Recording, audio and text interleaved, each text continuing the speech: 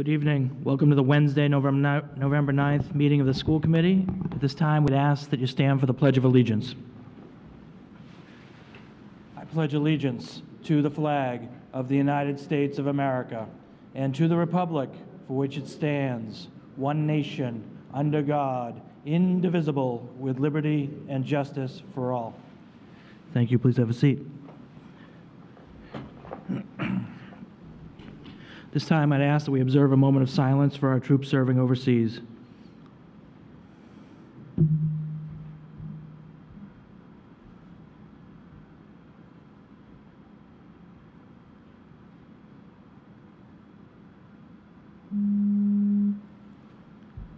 Thank you and good evening. Madam Vice Chair, school committee members, welcome back. It's good to see everyone. We're going to begin today with a brief video on the LHS sculpture that was done by one of our amazing students last year.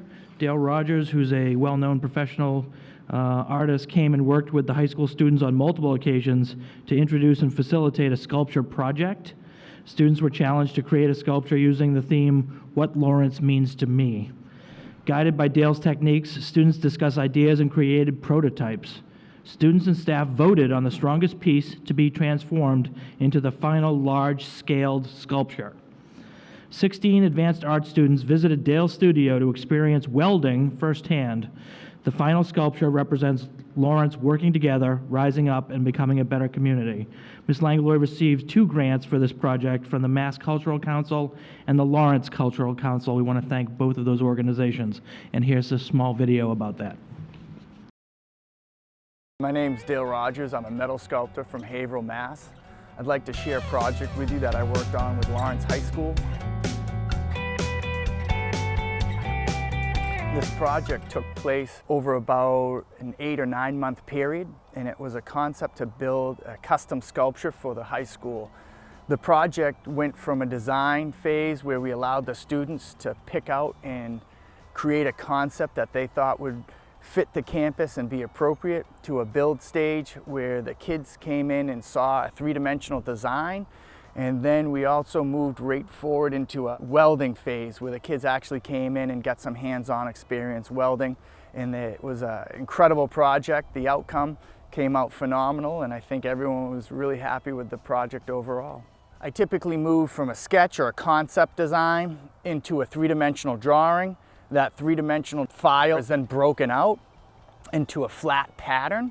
That flat pattern is then sent to a laser, and the laser will cut out the actual shapes that then, once we have those shapes, we take them, weld them back together, and that's pretty much the completed sculpture at that point. Once they're welded, I use 2 different metals, Core 10 steel and stainless steel. We have to go through and add a finish to the stainless steel after it's been welded.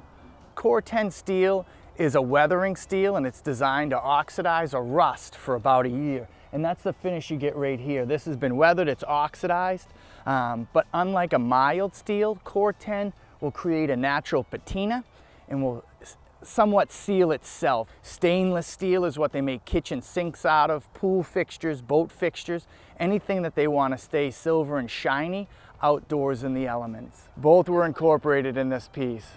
My name is Jamie Leon Ortiz. I am from Lawrence High School, and we've gone into groups and just tried to understand what kind of sculpture we wanted to create in order to define Lawrence and what it is. We went to a museum called the Cordoba. Many sculptures inspired me, especially the stainless steel. When I think of Lawrence, I see it as a city rich in its history. The people that make up my city strive for new beginnings for themselves and their families. So the hands represent diversity, and the poles represent smokestacks and building skyline in my city. So you have this sculpture that looks like it's rising up something, which is really, in reality, representing to rise up Lawrence, to make it a better community and to make it a better place. I get to live a big part of me in this high school, so I'm very proud that it got through it instead of just graduating. Actually come back with my family and be like, oh, this is my sculpture, and so it's very nice.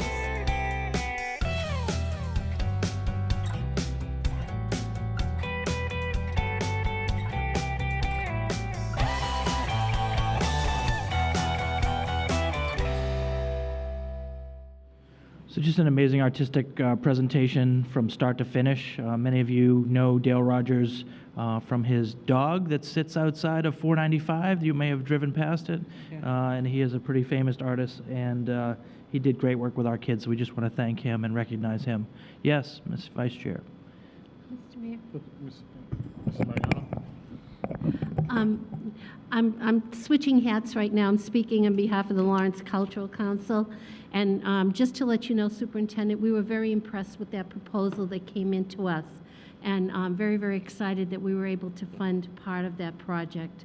It's awesome over there, and I hope people go over and visit and take a good look at it. It's truly a great work of art over there. I think it just, further kind of confirms all the great art things that are happening in the city and the amazing talent our kids have. So it's, I got to go to the dedication last spring with many other school committee members, school members, and the headmaster, and it's in a prominent place out by the courtyard. So it's a great work of art. So thank you to all.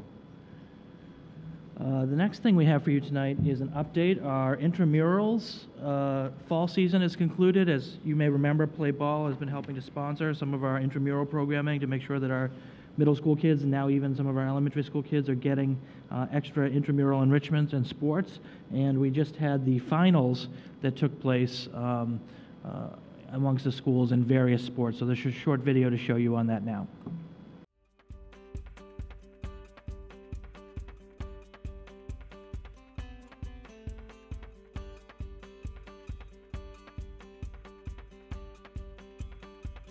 My name is Joe Petrosino. I'm with the Lawrence Public Schools Intramural Department. Currently, for the past 6 to 8 weeks, we've been running programs for 5 different sporting events. We have cheerleading, football, soccer, cross country, and tennis. Approximately 1,100 kids every weekend that comes participates in all the events. Behind me, we have girls soccer for 5 and 6 going on, and we'll be anointing a champion within the next 20 minutes. Each team that wins the championship will receive a trophy from Lawrence Public Schools Intramural Department, and they normally keep them in their trophy closet back at their schools.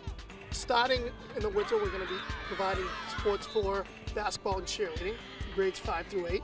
We'll have 2 different divisions, boys 5 and 6, girls 5 and 6, boys 7 and 8, and girls 7 and 8. We also, cheerleading is for grades 5 through 8.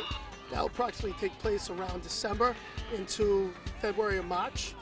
And in the spring, we provide athletics for track and field as well as field hockey and golf. Golf is a new sport from Lawrence Public Schools Intramural Department. And another pilot program we started, the wrestling program. Starting next month, we'll be providing sports for the winter programs, followed by the spring programs. Each sport or each season provides athletics for 1,100 to 1,200 kids. So in total, we probably provide sports for 3,300 to 3,500 kids throughout the school year.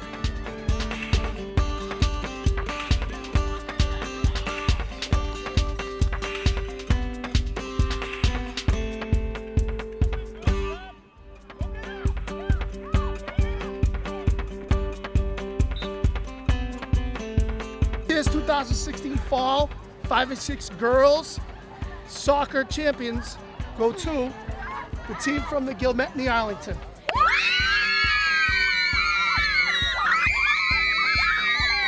This year's 2015-2016 fall. I'm grabbing it. 5 and 6 football champions go to the Frost 5th and 6th graders.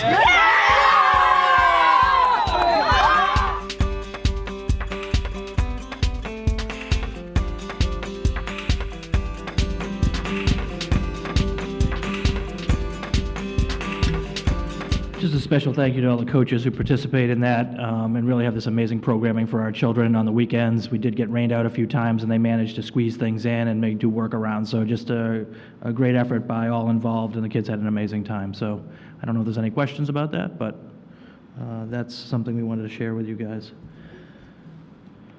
Mr. Chair, good evening. Good evening. How are you doing today? I'm wonderful, sir. How are you? Oh, well rested. I sense irony in your tone. Just a bit.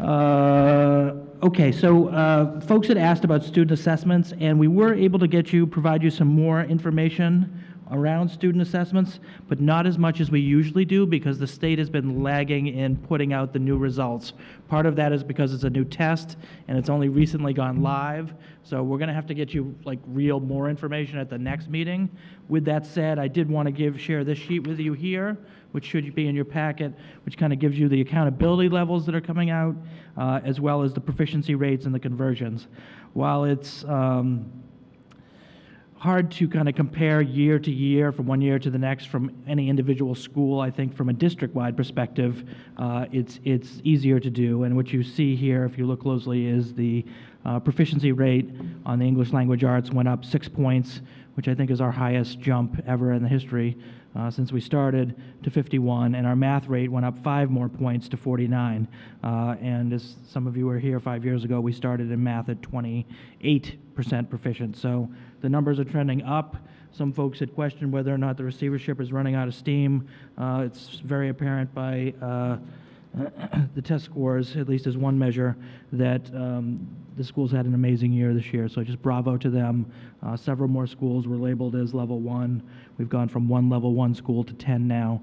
And who knows what's going to happen next year, this coming year, when the test changes, and whether they're going to reset the accountability system. But I don't think anyone can take away the work that's been done now over the last few years. These teachers and parents and kids have just done an amazing job, and bravo to them. Here, here. Any questions, Mr. Mayor, or from the group? Mrs. Mariano. Superintendent, just a question. When you get the rest of the data from the state, will it be broken down into programs? Like ELL and special education, things like that? Is that by school or by district? What are you looking for? By school and by district, just... I think we can certainly give you whatever data you're looking for. In the past, we've typically broken it out at the district level, knowing that the information is on the website. We just have to be clear that it's actually on the website right now for the Is it more there? school level ones. Okay. And if it is, that's fine. If it's not, we'll certainly provide that information to you as well. We can provide it either way. All right.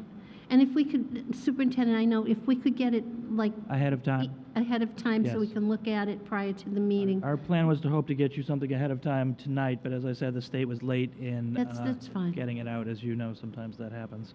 Thank you. Yeah. Great. Anyone else? Thank you. Okay. We had some questions about crossing guards and LPS uniforms from one of the committee members. My understanding, Mr. Mayor, is that crossing guards fall under the city purview, Yes. and that we have historically struggled to find people to do that. So I don't know if you want to speak to that briefly, Yeah, no, but I've been getting this a lot recently. The reality is it's a position that has to have someone be there early in the morning and late in the afternoon. You can't miss it, and it pays $15 an hour, and so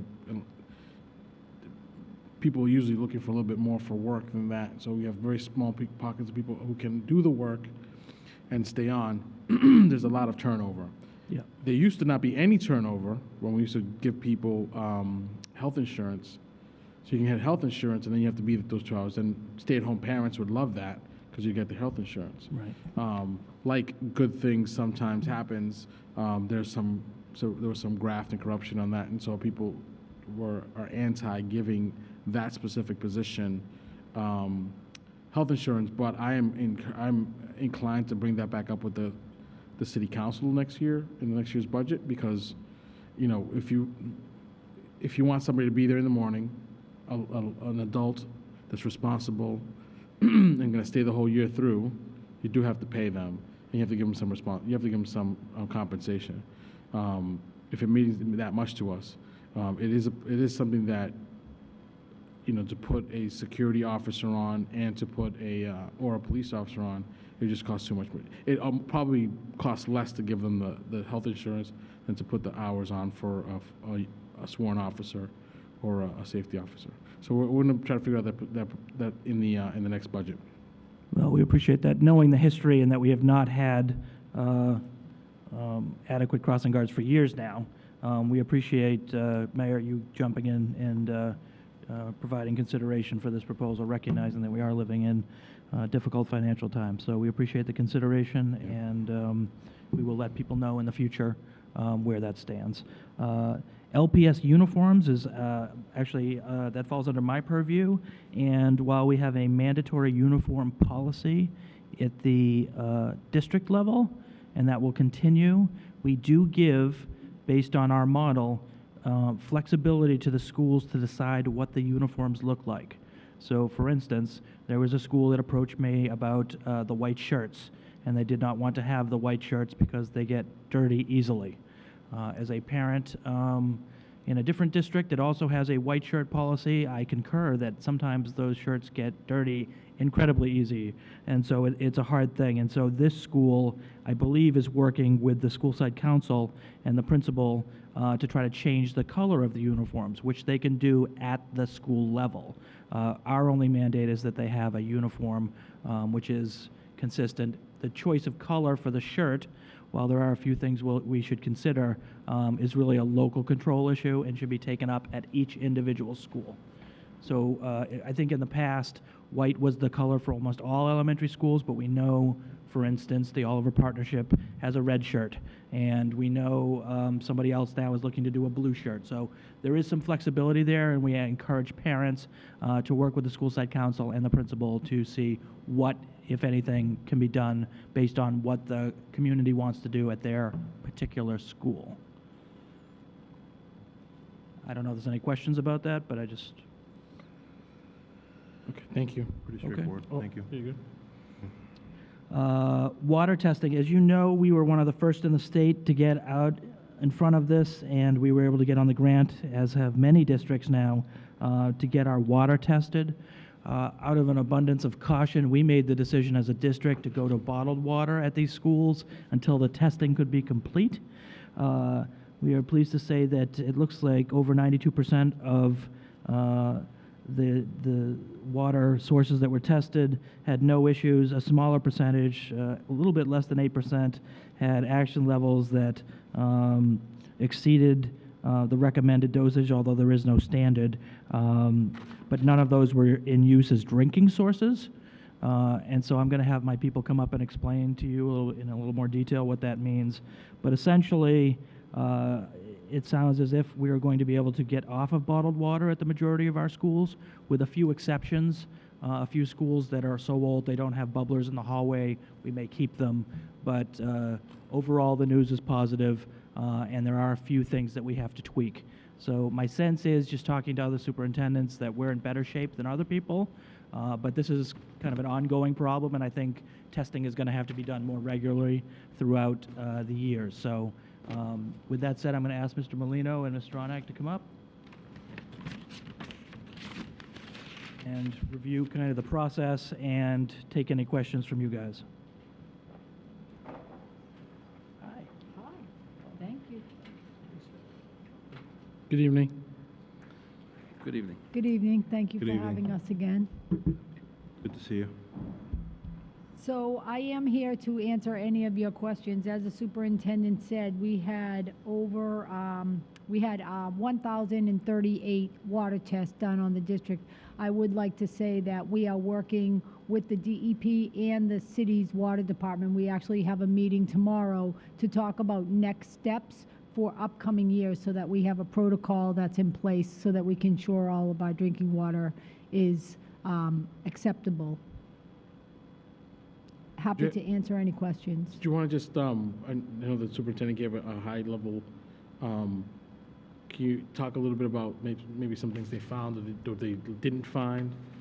Some highlights? Sure, I'll give you some highlights. I think one of the highlights is that out of the 1,038 tests, 2,057 of those tests came back as there was nothing at all in the water. That's a high percentage if we're looking at that we had. Can you say those numbers again? Yes, You they say are. them the other way around? We had 1,038 tests.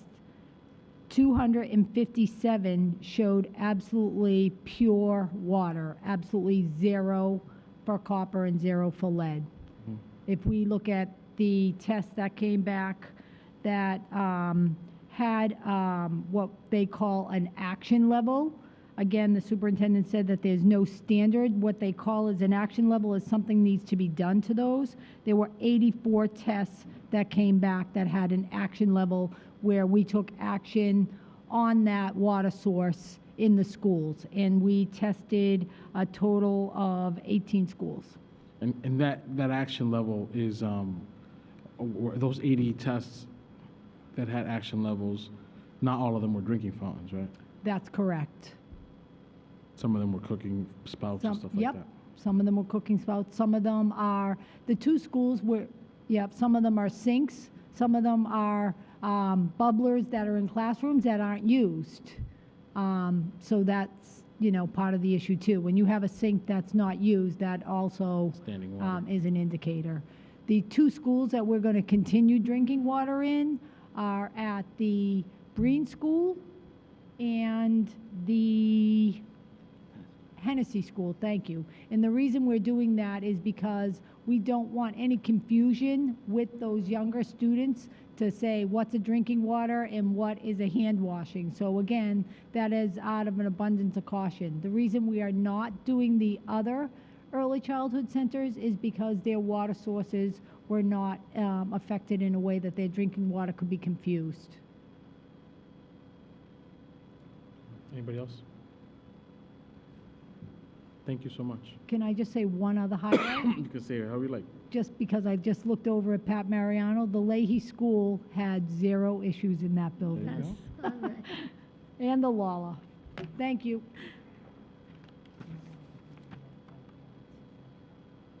Thank you. So just a few more things on that. We have notified parents via letter, and all that stuff will be published on the website so people know test results and things like that. I think I just want to commend the facilities department for doing a great job. In a lot of cases, it was the sinks in the classrooms that just needed to have a hand wash only sign affixed to it to make sure that the kids didn't try to put their mouth under the sink or something. And we were fortunate that our bubblers are in good shape. So overall, it's a good result, but you know, it's something we have to continue to monitor, and we've had to make some necessary changes and do some actions based on the small number of issues that came up. Cool. Okay, at this time, we're going to ask Headmaster Fiato to come up and talk about high school redesign. This committee asked for regular updates. Mr. Fiato has been so wonderful as to bless us with his company this evening. Welcome, Mr. Headmaster.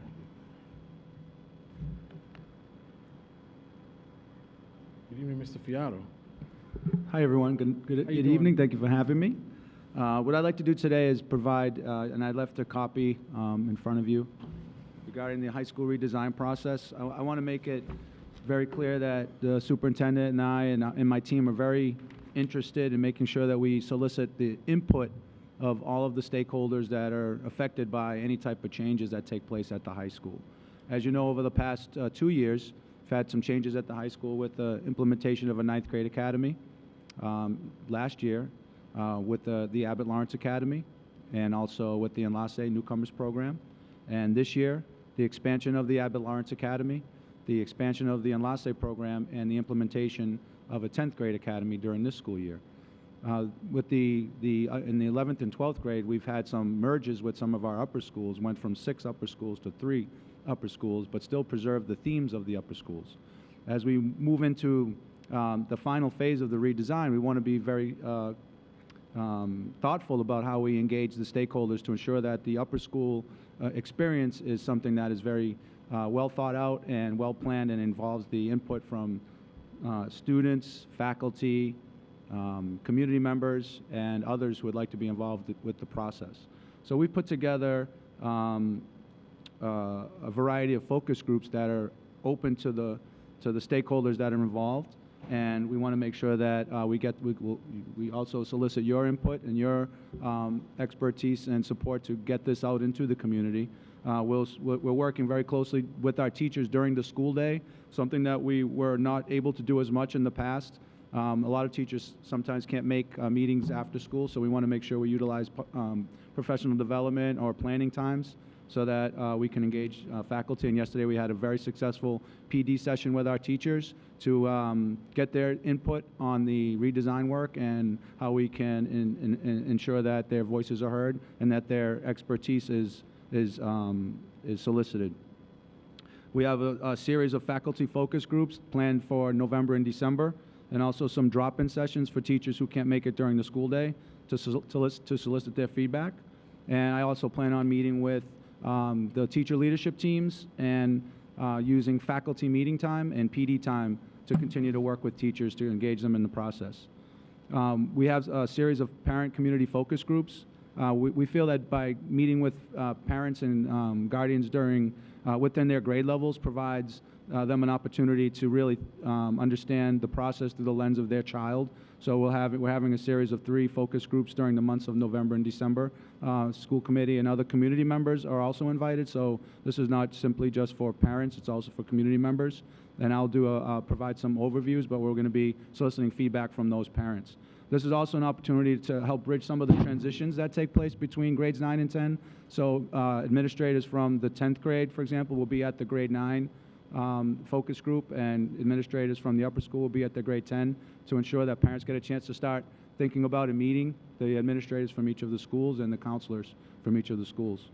I continue to meet with the PTAs during this course of the school year in more informal ways to solicit their feedback about the campus redesign, and I would love you to get the word out that we have coffee with the headmaster first Wednesday of each month at the campus, so just drop in informal sessions. We have a staff survey that's out into the community now, and it's open. It's on our Lawrence High School website. The link is attached to this, and I can also get it out to you guys if you would like to forward it to your constituents. It's in English and Spanish. We're interested in hearing what the community has to say about the redesign. So that'll be open for a while. There's no rush to get the survey completed, but as the survey results come in, we're also taking a look at them as they come in.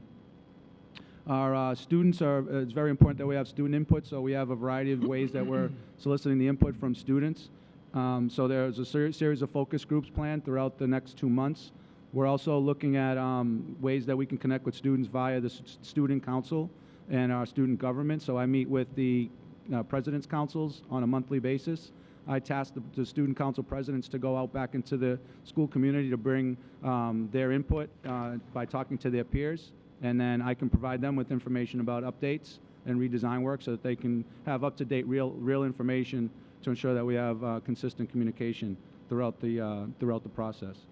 Students are also going to be given time and have been developing protocols in their advisory and seminar classes, which are more like very structured homerooms.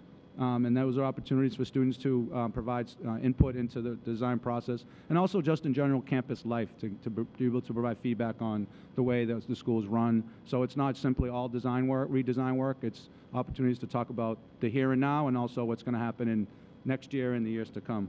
And continuously and ongoing, the principals and the teachers and the administrators continue to meet with students informally and formally throughout the year. We have a youth advisory council that meets every Thursday, and that's a great group because it doesn't require any special election. It's students who just want to be involved in decision making and get their thoughts heard in an organized setting. So they're also those have been very successful, and we've received a lot of great feedback from those forums as well. So that's essentially what's going to happen in the next 2 months, but we'll continue the work after the holidays, and we'll pick up these focus groups, and we'll continue to meet and provide updates to the school committee and to the community on where we are with the redesign. We've heard some we've received a lot of great feedback already, but we want to make sure that we receive enough feedback that I can present to the superintendent and the school committee to present a solidified and cogent next step for the upper school redesign.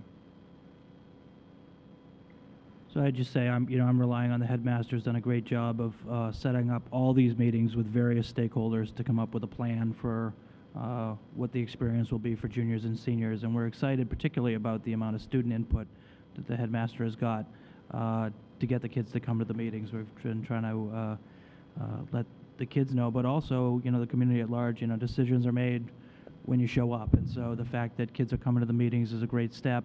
We'd love to see more people from the community come out to some of these meetings. School committee is welcome, certainly, to come to the meetings. We want to hear all ideas before the headmaster comes up with a final proposal. Any questions for the headmaster, Mr. Chair? I'd just like to start with, besides what you're going into the focus groups to come up with some more input for, is there a big step coming up while you're in this process, something big that you're changing that we should know about? I know that you're going to go through this process to find out what people want to do next for the upper schools, but is there something in 9GA or 10GA that's coming up that we should know about, something big along those lines? I do not believe so, Mr. Headmaster. I mean, there's something, there are just ideas that we're seeing trends around increasing. Students are interested in more dual enrollment. Students are interested in taking more AP classes or electives across the campus. So we're going to try to work on ways to make those things happen regardless of the structure. We're just hearing trends around more activities for students that can engage them in cross-cultural, so in connecting 9th, 10th, 11th, and 12th. That's something that we're hearing as some students feel isolated within the academy, so we were taking those types of things into consideration, but there's no solidified plan. We're really just in the process now of fact-finding and making sure that we understand what the concerns are and what the thought process is for our students as they go through a 9 to 12 experience, and making sure that it's consistent and that we have great transitions for them. From a structural perspective, in grades 9 and 10 in particular, I think folks know that we showed you the enrollment numbers are up significantly, and so we have hired 4 new positions. They'll be integrated in the coming weeks, and that may necessitate some tweaks to the schedule at the high school level, in an effort to get class sizes reduced and down, because we are seeing large numbers at the high school. That is where the bubble is at this moment. Any more questions? Hi, good evening. Can you bring up a little bit more on the structured whole enrollment, what that entails? Or Sure. I totally missed it. Yeah, so advisory or seminar, it's in some of the schools it's called advisory, in some of the schools it's called seminar. Basically what the purpose of advisory/seminar is to provide an opportunity for students to meet with their teachers in small group settings to personalize the learning experience. The teachers are provided with a very structured but yet informal agenda. Okay. And a lot of the work that's happening in the seminar is related to college and career readiness and opportunities for students to understand the FAFSA, financial aid process for the upper school, college application process, the college essay, and also understanding their GPA, making sure they're on track academically. So it's a quasi-advising period, and it's also a time where students can build relationships with each other and their teachers, and it's also a great mechanism and a tool to provide information flow during the school day, so as not to interrupt an academic class. So we'll make announcements, we'll provide students with information around upcoming events and things like that. We also have teachers receive a PowerPoint on information that's happening throughout the school, and sometimes we have videos that we share that are campus-wide so that everyone's receiving a same message and to ensure consistency across the campus. I think that's excellent, just kind of being able to just go through that college process. I certainly didn't have that, so I'm a little jealous, but I just think it's awesome. Thank you. And we have students and teachers on the seminar committee, and those are the folks that are creating the agendas. And we added students to the agenda committee recently over the last few weeks because they've asked to be involved in the process. So it's actually a very highly functioning working group right now. And the kids have been pushing for kind of this early college and dual enrollment opportunities, which we had in a small way in the past. Sure. But we've met with both President Lane Glenn from Northern Essex Community College, as well as Dr. Hopi from Merrimack College, and both have expressed strong enthusiasm for growing those programs to give our kids more opportunities to take college-level classes when they're juniors and seniors in high school, which from a financial perspective is amazing for our kids. I agree. Thank you. Anyone else? Mr. Yeah, Mariano? yes, I have a Question. question. Mariano? Mr. Fiato, which community groups are you tapping into? Do you have specific groups you're interested in targeting, or? Any it groups that would open- like to participate, for the parent focus groups, they're grade level specific, but we're also interested in hearing from folks from different organizations, youth organizations. And I think perhaps that's something that I would like to do once we get through the parent focus groups, is to tap into the youth groups and also the business community. We did have, over the last 2 years during this process, we've had meetings with the business community and local nonprofits to hear their thoughts about what would be the characteristics of a high school student and what students should know and be able to do upon graduation. So we'll probably pick that up in January, but I think it's imperative that we ensure that we hear from the parents of the students immediately and work on targeting the business and local charity youth groups in the coming months. So you'll reach out to them? Yes. Okay, thank you. Mr. Paulino. Good evening, Mr. Fiero. My question is, I'm concerned about young girls that get pregnant in our city and they go to high school. You know, we have high level, we have a great amount of young girls getting pregnant and they're still going to high school. When you are redesigning the high school, what approach are you taking? Do you take that into consideration? What is the high school trying to do with these young ladies to prepare them to know, we know you're having a baby, but it's important for you to go to school. How we as school committee and you as a headmaster, what can we do for them? And my question is this being in consideration? Is this something important for the redesign of the high school? Well, as you know, we have daycare centers at the high school, and in order for a student who has a child or who is pregnant to get to be eligible to have their child taken care of at the daycare must go through a series of workshops, mandatory, as part of their the daycare enrollment. And also they have to maintain grade attendance, and they have to maintain their grades, and they're receiving a lot of extra support with social workers and professionals in the field. So, and the majority of our students who have children are utilizing the daycares at the high school. So those are built in, and also we just need to take a look at our health curriculum and looking at ways that we could work on prevention as much as we can, providing support and services so students make great decisions about their futures. Okay, another question. College enrollment for our kids. College are competing with $10 jobs. They compete with McDonald's, Dunkin' Donuts, with Wendy's. For these kids, they competing for them. These kids are struggling. Sometimes they don't know where they're going to live. And we're talking to them about college. Many of them are not thinking about it, just thinking about getting a $10 job and to be able to have the family to survive. We're a very poor city. So what are we doing with these kids that they are not interested in going to college, but they would love to learn something, maybe to learn how to be a mechanic, to be a barber. I know the high school is not the vocational school. We don't teach them trade, but what are we doing for them? Are we getting them connected to programs, 6-month program? They can learn some skills and they can continue, and after high school and get some skills, they can get a job and contribute to the community. And what is this part of the redesigning, and how can we contribute? I think to answer your question, absolutely, it's a great point. I mean, we deal with students who struggle sometimes to come to school because they have to work, or they're tired because they've worked a double shift at a job, and we understand that. So I think there's a couple things that we can do. One is for those students who may need some extra support or time, and they're on track academically, we may think about bringing back a work-study program where students can work during the day as long as they stay on track academically. The other component are transitions. So we have a transition specialist, and we really need to think about how we transition students out of high school who are not planning on going to a college or a 2 or 4 year college. As we look at the high school now, we're piloting a program with Cisco Technologies, which is an IT repair class. And we have 5 sections of that, so there's about maybe 60 to 70 students that are involved in it. I got a chance to go into the class the other day.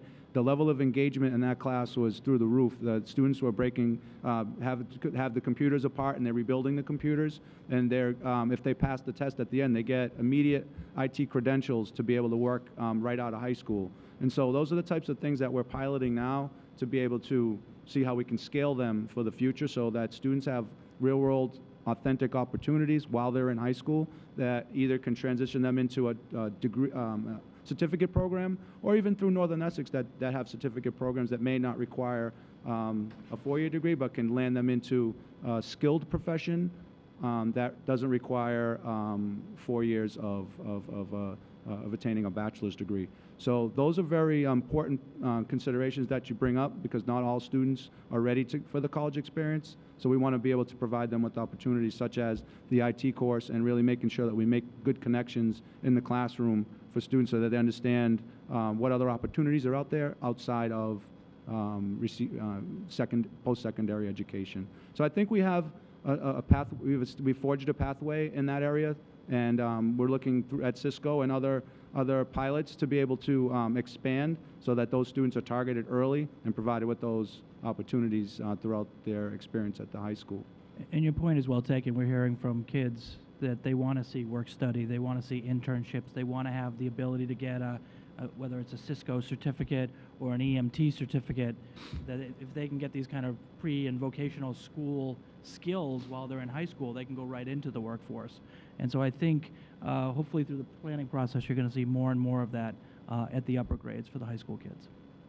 Thank you. I also just want to say one other thing about the teen pregnancy rate has been going down fairly consistently over the last 5 years, but that does not mean we have reduced services in any way, shape, or form. As Mr. Fiato says, we have a daycare center with kind of wraparound services at the high school. We also built a daycare center at the Phoenix Alternative Program. Thank you. Just last point. I understand how hard it is to hire new crossing guards. But we have many students that we go to Northern Access, maybe to college, and they will enjoy having a part-time. I believe if you have been a Lawrence High School student, you love the Lawrence School community, you love the Lawrence School District. Why we don't reach out to the student that go full-time to college, but we enjoy having a 3-hour job that pay $15 an hour per hour? No, I think the most we get our own people, our own kids, to contribute to the school even after they leave, after they graduate. That's a recipe to make a school district better. I think that's a great source of referrals to find kids that really care about the school district, because they just graduate, they know who we are, they feel entitled, they feel that this is the school they belong to. And I think we can find many crossing guards right there. They may not work 8 hours, but that's perfectly for what they need. They make some money, they contribute to the school, to the school district, but also they have the time they need to go to school, to go to college. So I'm just brainstorming about it, we can find many. If we just reorientate and involve the whole community, we need crossing guard, we can find many of them. We just need to go out and reach out. I used to work in SES, and almost everybody that works in SES, the School of Exceptional Story, are Lawrence High School graduates. And they believe in the program because they were part of the program before. So I believe we bring our own people, our own Lawrence High School graduates to work with us, to work in the Lawrence School District, we're going to make it better, because we are not coming just to get a job, to get a paycheck. This is something that we care about. It's our city, and it's our school district. I mean, I think we would even, I know I have met many of our seniors, and I would trust our seniors in high school to work as crossing guards, right? I mean, to be part of the community, and if they got the training. I mean, I think your point is well taken, that we have incredible talent inside the city, and we need to utilize that better and have them help us. Mr. Paulino, www.cityoflawrence.com, in the employment section, you can find the application, and you can find the job description. I would welcome entirely your effort to reach out to those people. It's always great to have somebody else's effort in trying to fill these positions. We're doing such a bad job of it. I will always welcome somebody to do a better job, and I think that you come up with a great idea. Let's see, maybe by next meeting you can give us a little report back on how you did. Mr. Mayor, I have one. Go ahead, Mr. Castaneda. Thank you. I just wanted to congratulate you guys on all the work that you've been doing at Lawrence High. I've been speaking with students, and they all seem very excited, happy, motivated to be going to school, and I'm hearing nothing but positive feedback. So just wanted to congratulate you guys. Thank you. Two things. One is, are you guys, I have a Twitter account, and I get tagged on it by kids saying stuff about the schools. Well, most of it's positive. On occasion, it's not positive. Are you guys monitoring social media for some grumblings and below-the-radar processes? I mean, it's creative, but I just wonder. I don't engage, but I definitely get it. I too have received some tags from the students. We've asked the students to really work at the school level with their administrators, their principals, their headmaster first to try to resolve the issues. While we always want to help, we want to kind of enforce kind of a chain of a command situation where kids really try to work it out at the school level with their teachers, with their assistant principal, then the headmaster, families. We're happy to get involved if all of those avenues get exhausted. But yeah, I think the high school does a good job of kind of keeping track of social media. And we're very visible in the school. I know I'm very visible in the school, and students know how to find me, and I encourage them to, if they have an issue, to speak to their principal, their teacher, but certainly any adult in the building can help them. And I know sometimes it's easier just to go on your phone and or your computer and send messages through social media, which is their right. But in order to also teach the skills that we're looking to impart on our students, we also have to engage in face-to-face dialogue too. So we understand the reality of social media, but we also know that we're available if students would like to help us solve their problems or address issues that they may have. I would also say that sometimes when things are tagged to the LPS accounts and they're not read in a timely fashion, it might be several days before we get to those things. So obviously starting at the school level is best. I would say that while I appreciate all the young weather people in training for snow days, get that snow day up, get the snow day done. No need to tweet out your opinion on that. We are working on those days, and it seems that the students are in favor of my decisions when we cancel school and are completely opposed to them when I do not. That is always a tough call for us to make. Right, Mr. Mayor? Just the last thing, Mr. Headmaster Fiato, your participation in the Merrimack Valley Workforce Investment Board is very important. Your voice is very important. When you have these employers in the room trying to figure out how to best use a lot of state and federal money to get training to people, having the headmaster of schools there. So I just want to thank you for continuing, because they're not really, exciting, sexy meetings you go to. They have, there's no. Actually, the last meeting was very informative for me. It was right up, exactly what we're talking about now around college attainment and the college degree gap. Yeah. And so it was a great workshop. So I learned a lot. Commissioner Higher Head was present, and that sounds good. So I just want to say thank you, because I could see you probably have 1,000 things back at the campus, and just your presence was really important. Anything else?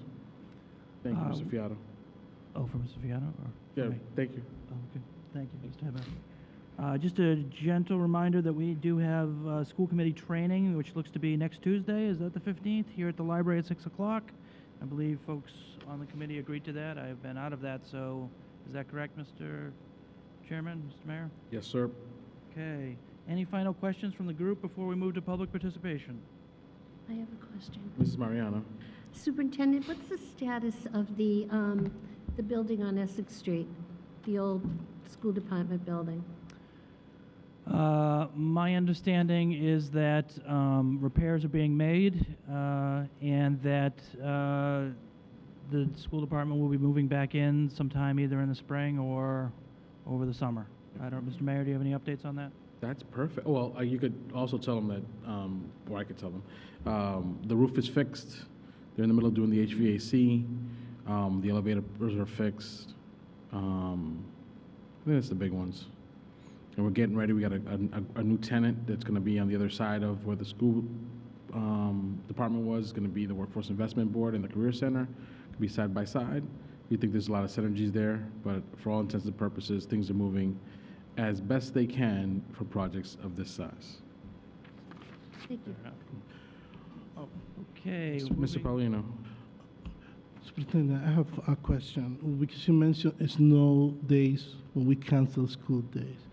I know that's a tough decision for you to make, and most of the time you take it in the middle of the night, because you don't want to lose the school day. But I speak to people every day. They're my friends, they're my neighbors. And as you know, we're a very, very poor community. The parents of our kids, including myself, we work more than 10 hours a day. Most of the city work more than 10 hours per day. And when we get a school day canceled in the middle of the night, let's say 3 in the morning, it's too late for parents to make arrangements as to who's going to take care of these kids. And most of the parents that live in Lawrence, they can't afford to miss going to work because they can get fired. And they can miss, they don't have the luxury to stay home because they need the income to pay rent. We have a high rent in Lawrence, but also they need money to feed the kids. And I know it's a tough call for you because you wanna do your best to avoid missing a day of school. But what's the strategy this year? Are you thinking about changing something? Because I have seen Methuen and Dover, most of the city, if they have a higher percentage of probability that it's gonna be snowing, they cancel school day before midnight. And I believe that'll be effective for our community, giving the parents time to make arrangement who's going to take care of my babies tomorrow when they don't go to school. And so that's a question I have from you that concern me because of the people of my district, people that talk to me about it, and they're afraid. If winter is, we're going to have snow maybe this weekend. So how we going to approach it this year? So I guess what I'd say is forecasting snow in Massachusetts can be tricky at times. I'm not sure weathermen in New England are held to the same accountability standards as other professions. With that said, when we can, we do try to call the night before, but given the climate in New England and the fact that things change in such a hurry, and the fact, I mean, for instance, we've had a few days where I've had to cancel school. A district that lives next door to us has not canceled school, and they were both justified because Lawrence is in some ways its own unique environment, and sometimes the snow hits here and doesn't hit the hills in other places. So it's a tough call. Mr. Molino was out driving the truck, between midnight and 6 a.m. for those storms that we think might be a problem. Sometimes they are, and sometimes they're not. On the other hand, we've seen times when we've called off school, we've only gotten a few inches, and we've had parents, complain that we called off school. So you can't win sometimes with this event. We try to do the best we can, and we're going to continue on that process.